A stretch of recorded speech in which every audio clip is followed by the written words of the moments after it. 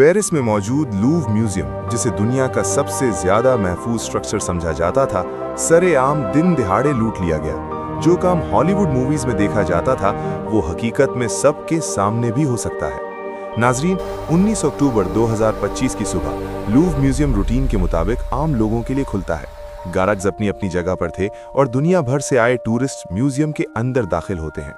सुबह के 8:30 बज चुके थे। म्यूजियम को खुले 30 मिनट हो चुके थे। तभी म्यूजियम की दूसरी साइड, जो रिवर सेन को लगती है, वहां एक गैर मामूली हरकत होती है। एक ट्रक, जो आमतौर पर फर्नीचर को हाई फ्लोर्स तक पहुंचाने के लिए इस्तेमाल होता है, आकर म्यूजियम की दीवार के पास रुकता है। इस ट्रक पर एक मैकेनिकल लिफ्ट लगी हुई थी, मगर ना तो इस ट्रक को कोई फर्नीचर ऊपर चढ़ाना था और ना ही इसमें बैठे लोगों की नीयत साफ थी। इस ग्रुप में टोटल 4 लोग शामिल थे।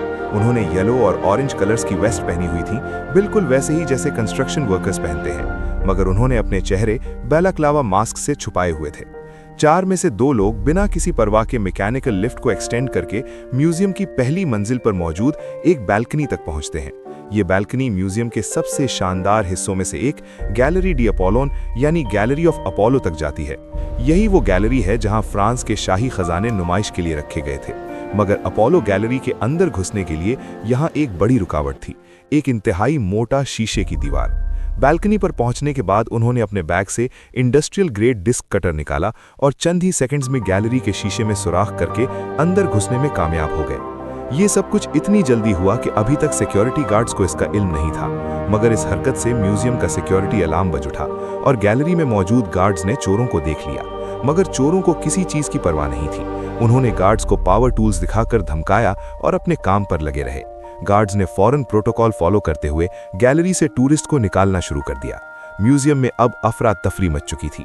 एक ऐनी शाहिद ने बाद में बताया कि वहां मुकम्मल खौफ व हरास का आलम था।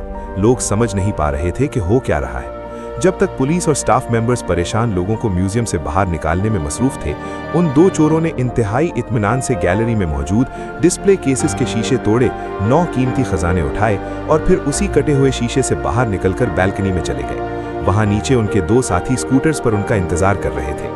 वो लिफ्ट की सीढ़ियों से तेजी से नीचे उतरे, स्कूटर्स पर बैठे और वहां से फरार हो गए। ये सब कुछ इतनी तेजी से हुआ कि किसी को समझने का मौका ही नहीं मिला। पुलिस के मुताबिक चोर म्यूजियम के अंदर सिर्फ 4 मिनट तक रहे और पूरा ऑपरेशन, यानी ट्रक पार्क करना, स्टेयर्स एक्सटेंड करना, शीशा काटना और लूट मार कर भागना, इसमें सिर्फ 8 मिनट लगे।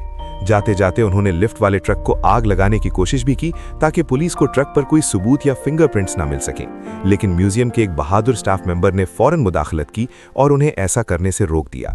ये चोर दरिया के किनारे से होते हुए पेरिस के रिंग रोड से A6 मोटरवे के जरिए भागने में कामयाब हो गए।